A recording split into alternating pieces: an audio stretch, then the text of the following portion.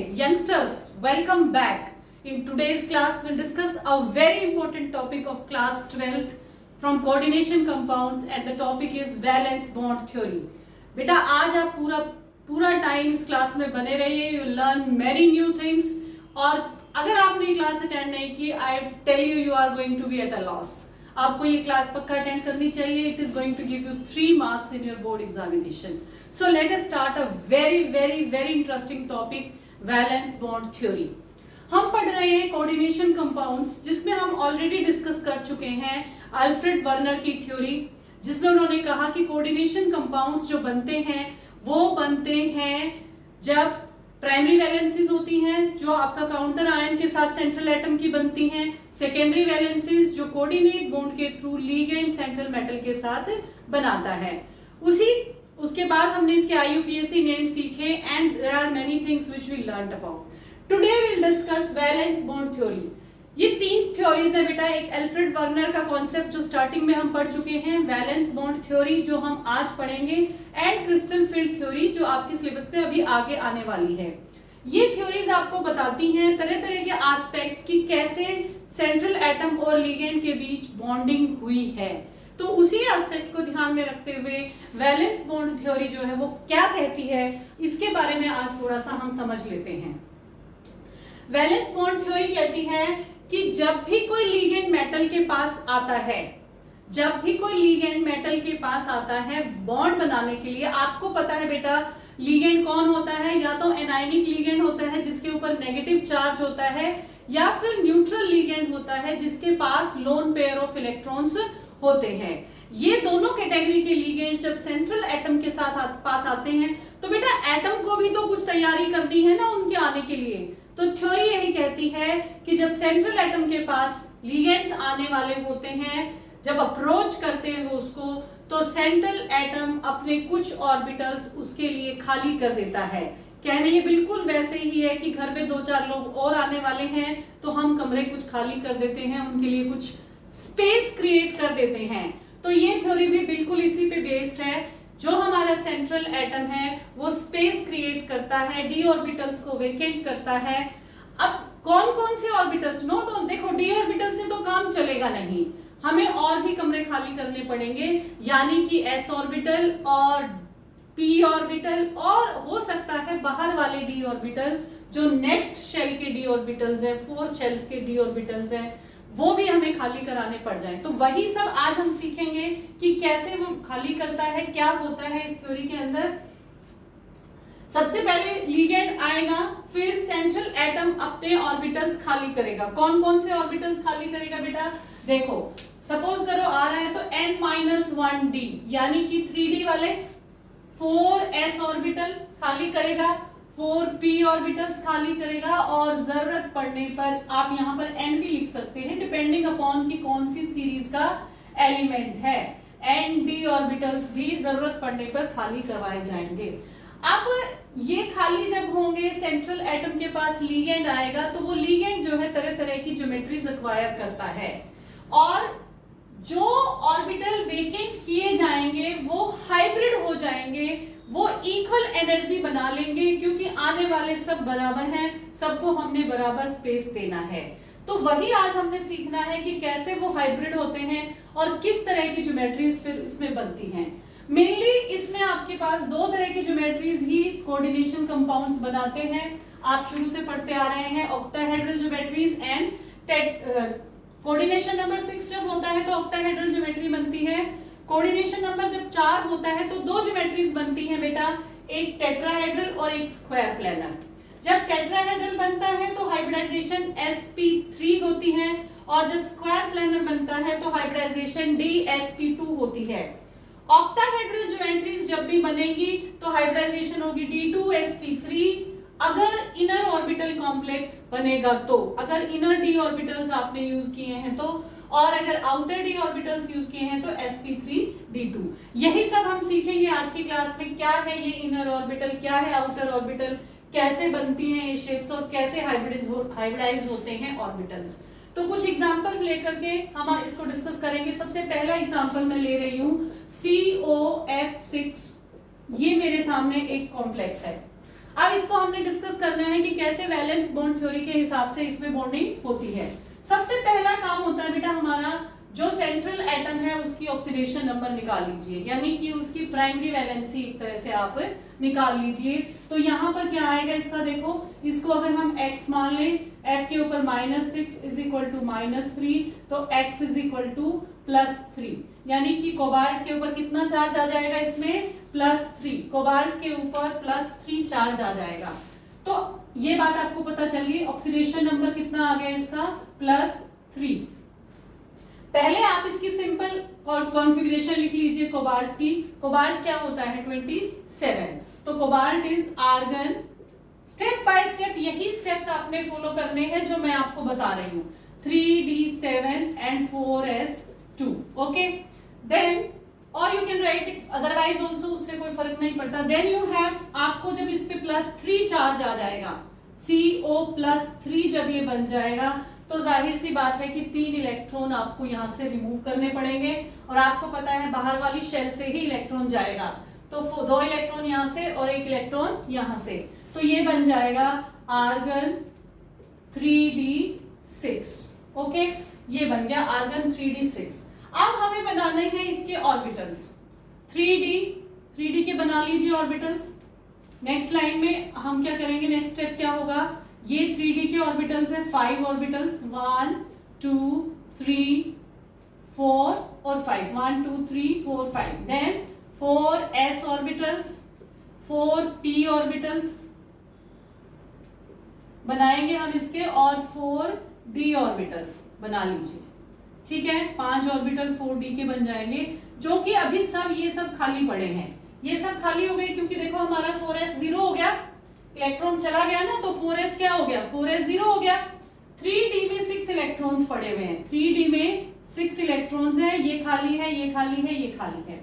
अब होगा क्या, देखो इसमें 6 इलेक्ट्रॉन फिल कर लीजिए आप पहले। जब हम इसमें 6 इलेक्ट्रॉन फिल करेंगे, तो अब हमें ये देखना है कि इसके साथ जो लीगेंड लगा हुआ है वो किस तरह का लीगेंड है। अगर देखो बेटा, पहचान कैसे करनी है आपको, जो कार्बन डोनर्स हैं और नाइट्रोजन डोनर्स हैं जैसे कि अमोनिया, और जो कार्बन डोनर है जैसे कि साइनाइड, CO कार्बोनिल, ये सारे स्ट्रॉन्ग लीगेंड्स की कैटेगरी में आते हैं।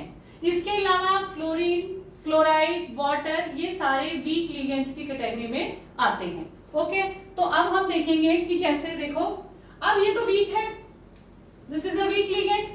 अब वीक लीगेंड है तो ये यहाँ पर इन इलेक्ट्रॉन्स के साथ कोई छेड़खानी नहीं करेगा, ये इलेक्ट्रॉन को कुछ नहीं होगा, ये ऐसे ही रहेंगे जैसे अभी ये फिलहाल है। और 6 ऑर्बिटल चाहिए हमारे फ्लोरीन को, कितने ऑर्बिटल्स चाहिए, 6 ऑर्बिटल। कितने फ्लोरीन आ रहे हैं, 6 फ्लोरीन आ रहे हैं 12 इलेक्ट्रॉन लेकर के, तो 6 फ्लोरीन आ रहे हैं, तो हमारे फ्लोरीन जो है ये वाले ऑर्बिटल्स यूज करेंगे, 1 2 3 4 5 6।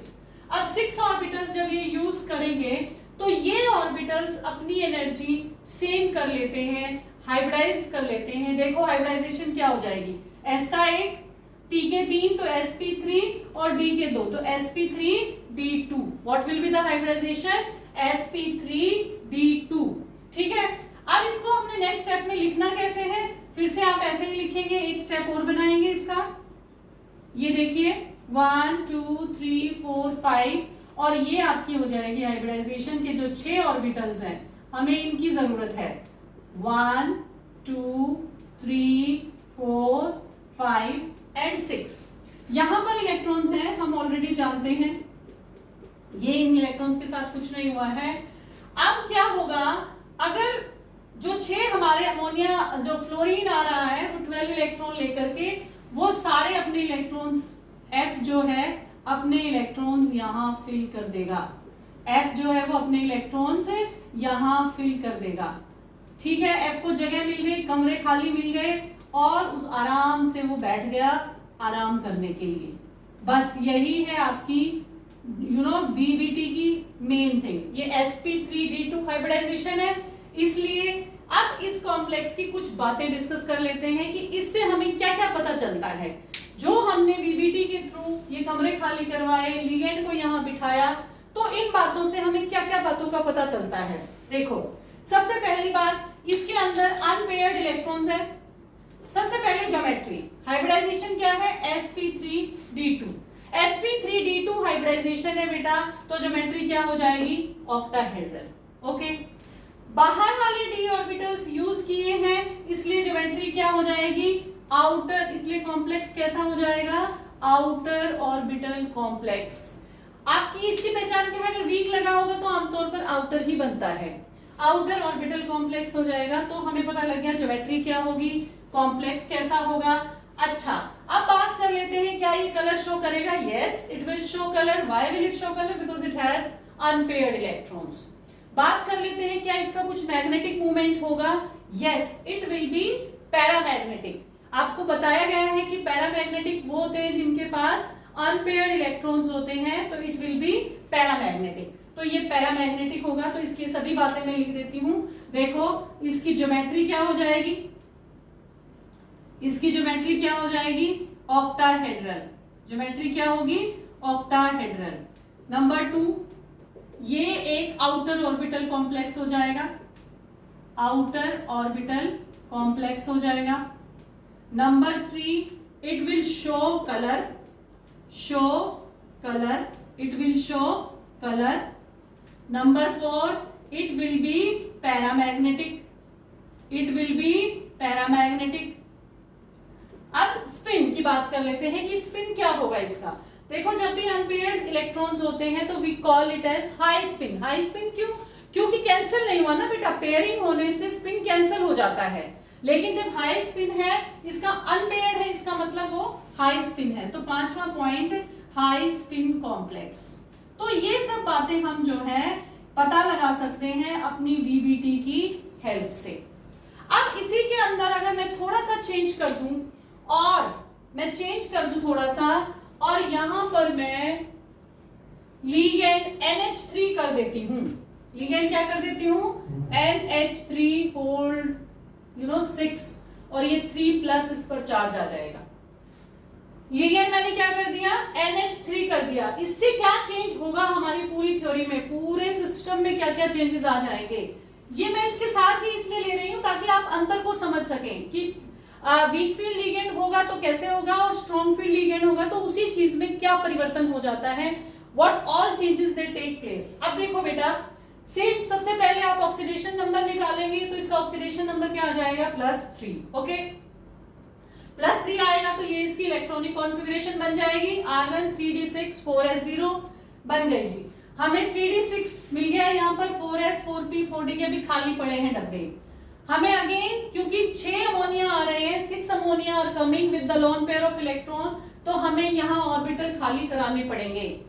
हमारी देखो, यहाँ पर दो बातें आती है कि क्या ये जो ऑर्बिटल ऑलरेडी वेकेंट पड़े हैं हमें वो यूज करने हैं, या फिर हम यहाँ जगह बनाएं, या फिर हम यहाँ जगह बनाएं। तो क्योंकि that depends upon the ligand strength.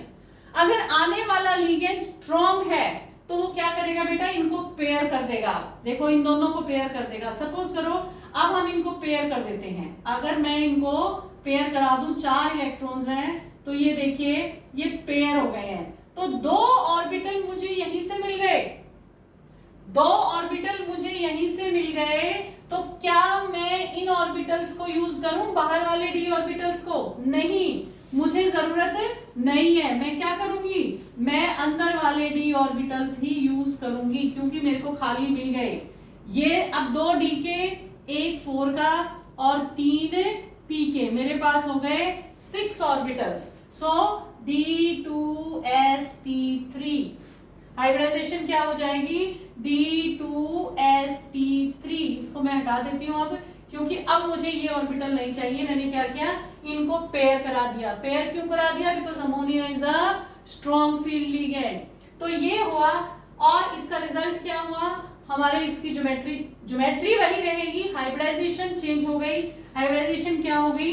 d2sp3। और d2sp3 हाइब्रिडाइजेशन जब हो गई, it becomes a inner orbital complex. Why inner? Because I have used inner d orbitals, इसलिए ये बन गया inner orbital। ज्योमेट्री ऑक्टाहेड्रल ही रहेगी। और क्या क्या चेंजेस आएंगे? Will it show colour? No, it will not show any colour now because the electrons are paired, इसलिए कोई colour, no colour, no show colour, no colour. Okay, क्या ये पैरामैग्नेटिक रहेगा? नहीं, it will become diamagnetic. Why? Because it has no unpaired electron now. अब इसके पास एक भी अनपेयर्ड इलेक्ट्रॉन नहीं है। क्या अब ये हाई स्पिन रहेगा? नहीं, इसका स्पिन लो हो जाएगा। बिकॉज क्या हुआ? लो स्पिन क्यों हो जाएगा?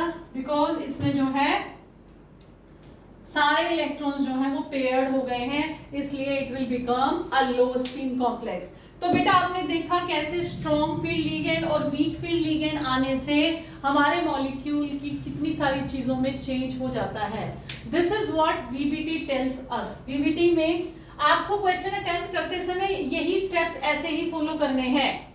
यू हैव टू स्टेप, ये एक बार आपको डब्बे ऑर्बिटल्स खाली करके दिखाने हैं, देन उनको हाइब्रिडाइज करके भी लिखना है। जैसे अब यहाँ पर ना एक स्टेप और क्या बनेगा, इसको आप हाइब्रिडाइज करके भी ऑर्बिटल्स को लिखेंगे। 6 ऑर्बिटल हो गए ना, तो आप नेक्स्ट स्टेप में क्या दिखाएंगे? ये 3 तो एक तरफ दिखाएंगे आप, ये 3 आप एक तरफ दिखाएंगे और यहाँ पर 6 ऑर्बिटल्स जो हैं आप हाइब्रिडाइज करके दिखाएंगे। 1 2 3 4 5 6 इस तरह से। और इन 6 ऑर्बिटल्स में आप दिखाएंगे अमोनिया के लिगेंड का इलेक्ट्रॉन डोनेशन। ये इस तरह से आप दिखा सकते हैं कि ये देखिए यहाँ पर जो है अमोनिया अपने लिगेंड्स इलेक्ट्रॉन्स देगा इस तरह से। ओके, तो इस तरह से हम वीबीटी को एक्सप्लेन करते हैं और करते हैं। अभी हम कोऑर्डिनेशन नंबर 4 के 2 एग्जांपल्स करते हैं ताकि आपको कॉन्सेप्ट अच्छे से क्लियर हो जाए। अब कोऑर्डिनेशन नंबर, ये I hope this is clear to you all. Coordination number 4 में हमारे पास किस तरह के कॉम्प्लेक्सेस हैं वो भी देख लेते हैं बेटा एक बार, ताकि आपको पॉइंट बिल्कुल अच्छे से क्लियर हो जाए सारे। कोऑर्डिनेशन नंबर 4 की अब हम बात करते हैं।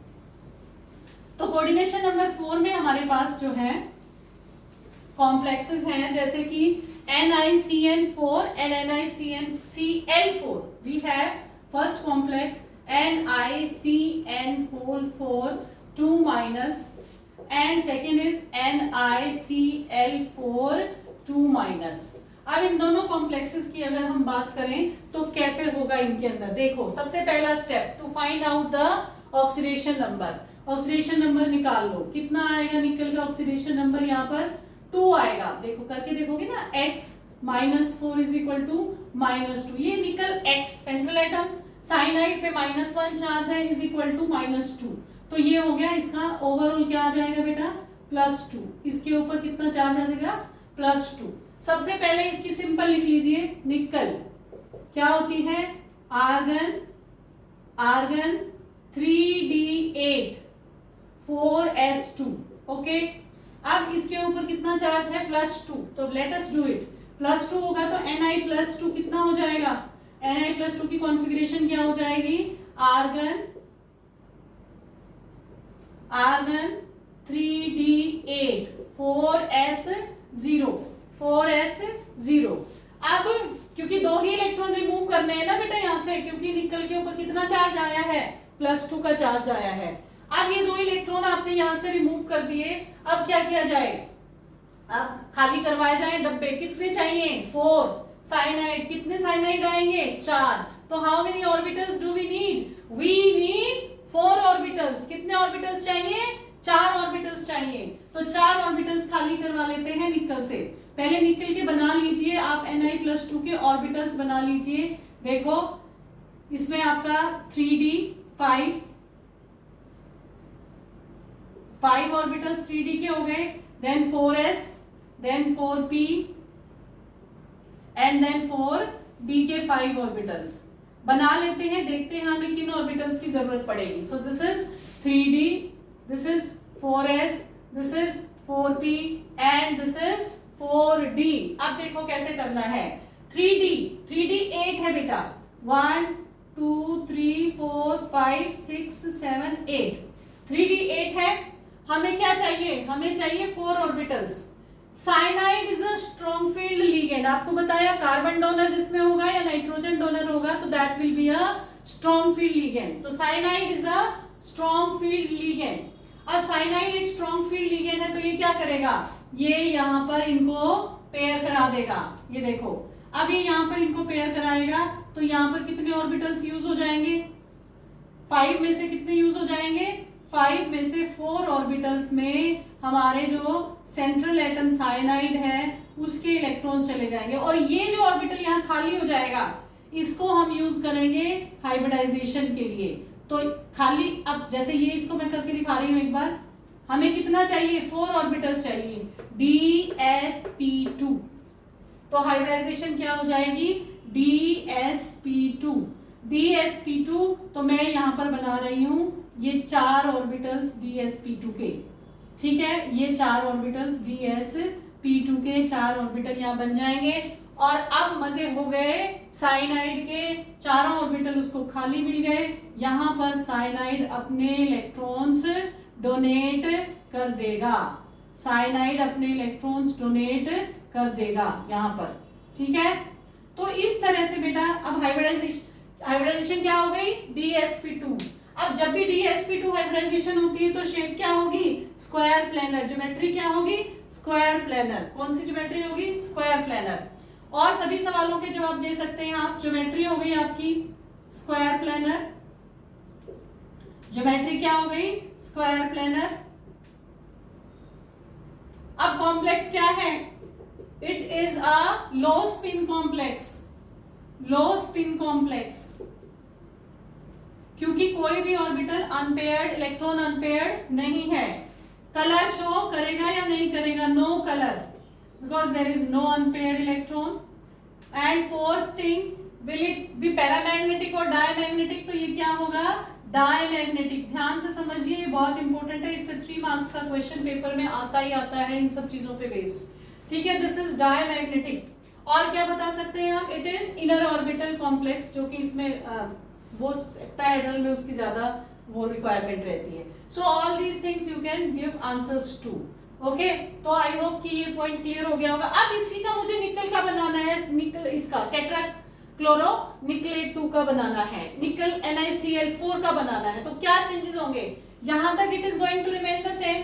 देखो, निकल +2 चार्ज आ जाएगा, 2 इलेक्ट्रॉन लूज हो गए निकल के पास। अब यहाँ पर इसमें ऐसे इलेक्ट्रॉन थे, अब यहाँ से चेंज होना शुरू हो जाएगा। NiCl का बनाना है ना मुझे, तो यहाँ पर चेंज होना शुरू हो जाएगा। क्या चेंज होगा बेटे, क्या चेंज होगा, ये इलेक्ट्रॉन्स को पेयर अप नहीं करा पाएगा, क्लोराइड इलेक्ट्रॉन्स को पेयर अप नहीं करा पाएगा, because it is a weak field ligand. क्योंकि ये वीक फील्ड लिगेंड है, इसलिए इलेक्ट्रॉन्स को पेयर अप नहीं करा पाएगा। तो कौन से ऑर्बिटल्स यूज करने पड़ेंगे आने वाले लिगेंड को, ये वाले ऑर्बिटल्स आने वाले लिगेंड को यूज करने पड़ेंगे। हाइब्रिडाइजेशन क्या हो जाएगी, sp3 हाइब्रिडाइजेशन हो जाएगी। और अगर हाइब्रिडाइजेशन sp3 हो जाएगी तो ज्योमेट्री क्या हो जाएगी, टेट्राहेड्रल ज्योमेट्री हो जाएगी। क्या ये कॉम्प्लेक्स लो स्पिन होगा, नहीं, क्यों, क्योंकि इसके अंदर जो है अनपेयर्ड इलेक्ट्रॉन से। कलर शो करेगा, यस करेगा।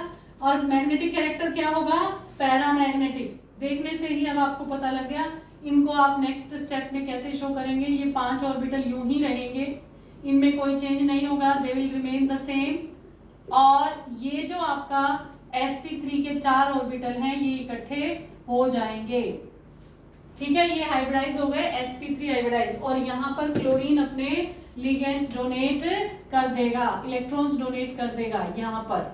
सो इस तरह से बेटा VBT में कॉम्प्लेक्सेस बनते हैं, इस तरह से VBT में कॉम्प्लेक्सेस बनते हैं। इसके आधार पर हम बहुत कुछ डिसाइड कर सकते हैं मेटल के बारे में, कॉम्प्लेक्स के बारे में, कि वो जो है आपका हाई स्पिन होगा, लो स्पिन होगा, कलर शो करेगा या नहीं, मैग्नेटिक कैरेक्टर उसका कैसा रहेगा, ये सब बातें हम इस बेस पे बता सकते हैं, ठीक है। एक और कॉम्प्लेक्स हम डिस्कस करते हैं निकल का ही, NiCO4 suppose if we discuss, तो क्या होगा उसमें,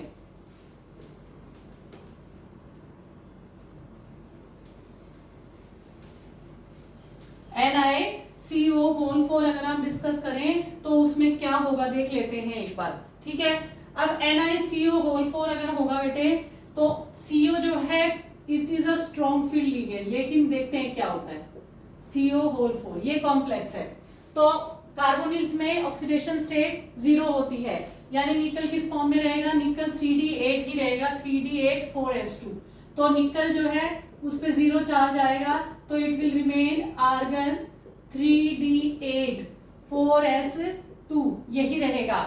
अब यही रहेगा तो हमें इसको फिल करना है। देखो कैसे फिल करें। मेरे पास ये 3D के ऑर्बिटल्स हैं, 5 ऑर्बिटल 3D के हैं। ओके, इनको मैं भर रही हूँ, 8 इलेक्ट्रॉन्स इसमें मैं फिल कर देती हूँ।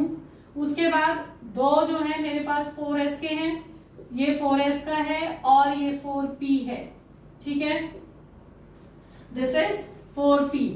अब इसमें भी है इलेक्ट्रॉन्स, यहाँ वाले इलेक्ट्रॉन भी यहाँ पर है। अब आपको पता है carbonyl is a strong field ligand, because carbon donor है इसमें, तो carbonyl is a strong field ligand. अगर स्ट्रॉन्ग फील्ड लिगेंड है तो क्या किया जाए, ये जो है ये दोनों इलेक्ट्रॉन पेयर हो जाएंगे और ये इलेक्ट्रॉन जंप करके यहाँ आ जाएंगे। जो 4s वाले इलेक्ट्रॉन्स हैं वो जंप करके इस ऑर्बिटल में आ जाएंगे, क्योंकि ये ऑर्बिटल हो जाएगा खाली। खाली कैसे होगा, जब CO इसको पेयर अप कराएगा तो ये हो जाएगा खाली। तो आपका कैसा बन जाएगा, ये देखो ऐसे बन जाएगा, ये ऐसे बन जाएगा 1 2 3 4 5 6 7 8 9 10, ये सारे भर गए। अब आपके पास बच गया 4s और 4p। अब 4s और 4p को आप कंबाइन कर दीजिए, sp3 हाइब्रिडाइज्ड 4 ऑर्बिटल्स हो गए, ठीक है। तो आप अब इसके बारे में सब कुछ बता सकते हैं। आप क्या क्या बता सकते हैं, देखो आप क्या क्या बता सकते हैं, आप क्या क्या बता सकते हैं। आप बता सकते हैं कि क्या ये वीक फील्ड, ये जो है कौन सी इसकी ज्योमेट्री होगी, कौन सा इसका, क्या ये कलर शो करेगा या नहीं करेगा। तो यहाँ पर आपके जो है किसके, आपके CO के इलेक्ट्रॉन्स जो है वो आकर के आराम से बैठ जाएंगे, रेस्ट करेंगे। ओके, तो ज्योमेट्री क्या हो जाएगी, sp3 हाइब्रिडाइजेशन है तो tetrahedral geometry, diamagnetic, colourless, high low spin complex. इस तरह से आप इन सभी सवालों के जवाब इसमें दे सकते हैं। ओके, ठीक है बेटा, तो इस तरह से आपके जो है क्वेश्चंस जो है आप करिए वीटी पे बेस्ड। आई होप कि आपको ये सब समझ आ रहा होगा, एंड कोई भी कंफ्यूजन होने से आप डाउट प्लीज कमेंट सेक्शन में डाल दीजिए। आपको कैसा लग रहा है वो भी मुझे बताइए, so that I get to know कि आपको चीजें समझ आ रही हैं या नहीं। चैनल को शेयर एंड सब्सक्राइब करना बिल्कुल ना भूलें। Thank you so much. Stay happy, stay healthy, stay focused, keep learning.